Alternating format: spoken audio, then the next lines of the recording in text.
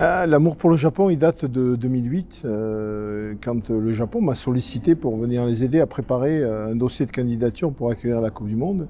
J'ai rencontré un monsieur qui est un monsieur extrêmement important dans ma vie, qui s'appelle Ichiro Mori, qui est l'ancien Premier ministre japonais, avec qui j'ai très vite lié des liens très très proches, et qui m'a dit, voilà, moi j'ai été candidat en 2006 pour 2011, on a été battu, il était humilié, il voulait plus jamais candidater, puis il m'a dit, quand j'ai vu ce que tu as fait en 2007, je veux que tu viennes faire pareil en 2019. Donc je suis venu au Japon, j'ai découvert ce pays, quelques mois au début un peu compliqué, parce qu'un système de fonctionnement radicalement différent de celui de la France. J'ai appris la patience, ce qui peut paraître un peu paradoxal vis-à-vis de ma personnalité, mais j'ai appris à être plus patient, à écouter. Et puis je me suis dit à un moment donné, de toute façon, je ne vais pas les changer, il faut que ce soit moi qui change. Donc j'ai vraiment passé du temps à découvrir leur culture, leur personnalité. Et c'est vrai que c'est un pays, Tokyo est une ville que j'adore. Une ville qui dort jamais, où les gens sont respectueux, gentils, polis, sont attentifs aux autres, sont en permanence en train de regarder comment vivent leurs compatriotes. Et ça m'a beaucoup touché. Et c'est vrai que petit à petit, j'ai appris à aimer ce pays. Ça n'a pas été au départ le coup de foudre, mais petit à petit, j'ai appris à aimer ce pays. Et aujourd'hui, je considère que ce n'est pas ma seconde patrie, parce que ma mère patrie reste la France, mais je suis très heureux pour eux, en tout cas, qu'ils réussissent cette Coupe du Monde. Ils se sont battus, ça n'a pas été facile, dans un pays où les méthodes de travail et d'organisation sont complètement différentes de celles des méthodes occidentales. Ils ont réussi, je pense qu'ils vont réussir une Coupe du Monde magnifique. Encore une fois, je disais tout à l'heure, le premier match d'ouverture de la Coupe du Monde, qui est un match de poule, c'est 30 millions de téléspectateurs. Un Japonais sur 4 a vu le match à la télé. Ça, c'est la puissance extraordinaire du Japon à se mobiliser autour d'une équipe nationale, autour du drapeau, autour des emblèmes nationaux.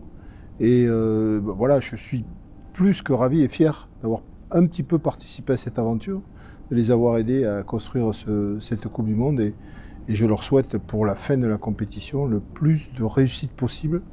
Évidemment, si on pouvait avoir l'équipe de France en finale, ce serait la cerise sur le gâteau, parce que j'arriverais à joindre les deux passions.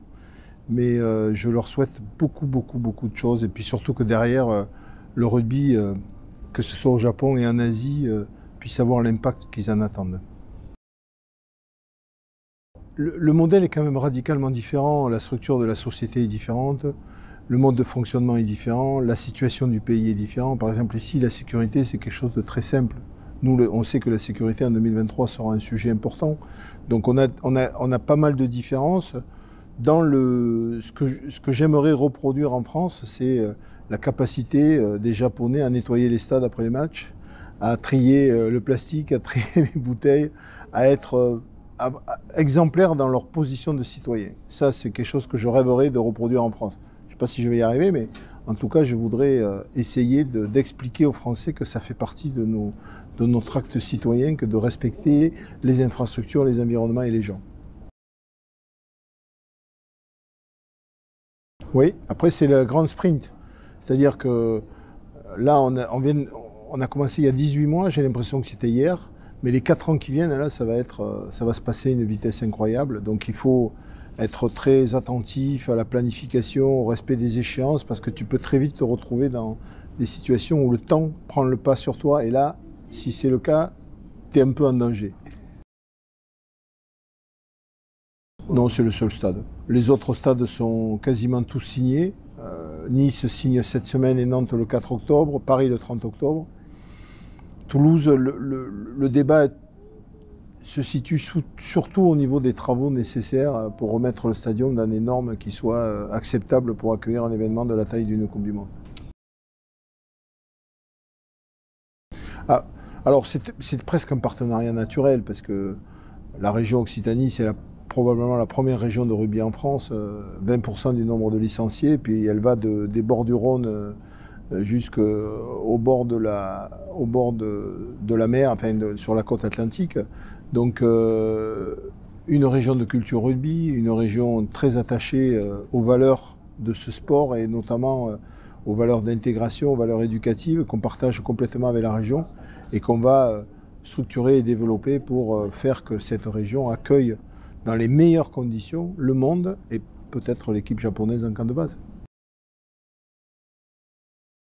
Mais on a beaucoup de régions qui se sont mobilisées, très sincèrement. C'est la première avec qui on signe parce qu'on avait commencé à discuter avec eux très tôt. Mais les autres régions sont toutes très motivées et enthousiastes pour participer à l'accueil de la Coupe du Monde. C'est important parce que la France aille en quart de finale. Parce qu'aujourd'hui, moi je dis à tout le monde, attention, on n'est pas en quart de finale. Hein. Faut pas... On a gagné un match et c'est un moment magique. Mais il faut être très sérieux pour accéder au quart de finale. Si on accède au quart de finale, pour nous, 2023, c'est la situation idéale qui nous permet de préparer à la fois l'ambition d'être champion du monde et de dimensionner l'équipe de France dans une vraie place de promotion de 2023. Alors j'avais un peu de stress avant le match et je suis sorti du stade épuisé. Parce que j'avais l'impression d'avoir joué. Cette seconde mi-temps m'a tellement tendu que j'avais l'impression que j'avais joué et je suis sorti épuisé du stade. Et libéré. Et libéré, oui, quand même. Avec les 2 ou 3 dernières minutes qui ont été difficiles à vivre. Mais pas que pour moi, je pense.